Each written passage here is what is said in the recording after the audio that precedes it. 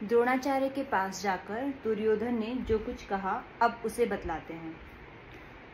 पश्यताम पांडुपुत्राणामाचार्य महतिम चमूम यूढ़ाम द्रुपदपुत्रेण तव शिष्येण धीमता। हे आचार्य, आपके बुद्धिमान शिष्य द्रुपद पुत्र धृष्टद्युम्न द्वारा व्यूहाकार खड़ी की हुई पांडुपुत्रों की इस बड़ी भारी सेना को देखिए। प्रश्न।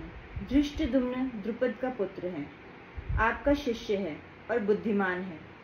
दुर्योधन ने ऐसा किस अभिप्राय से कहा? उत्तर। दुर्योधन बड़े चतुर कूटनीतिज्ञ थे।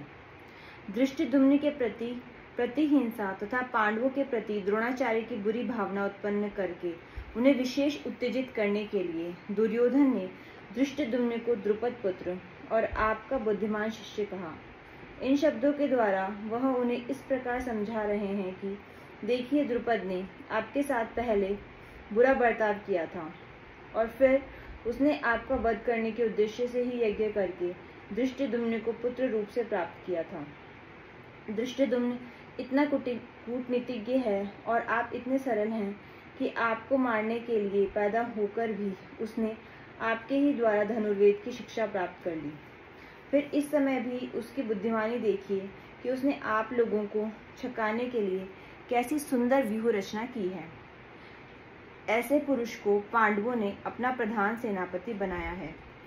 अब आप ही विचारिए कि आपका क्या कर्तव्य है। प्रश्न। कौरव सेना 11 अक्षौहिणी थी और पांडव सेना केवल 7 ही अक्षौहिणी थी।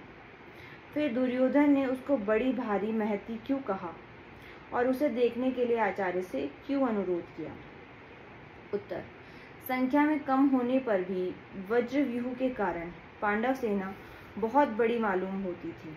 दूसरी यह बात भी है कि संख्या में अपेक्षाकृत स्वल्प होने पर भी जिसमें पूर्ण सुव्यवस्था होती है वह सेना विशेष शक्तिशालिनी समझी जाती है। इसलिए दुर्योधन कह रहे हैं कि आप इस व्यूहाकार खड़ी की हुई सुव्यवस्थित महती सेना को देखिए और ऐसा उपाय सोचिए जिससे हम लोग विजयी हों।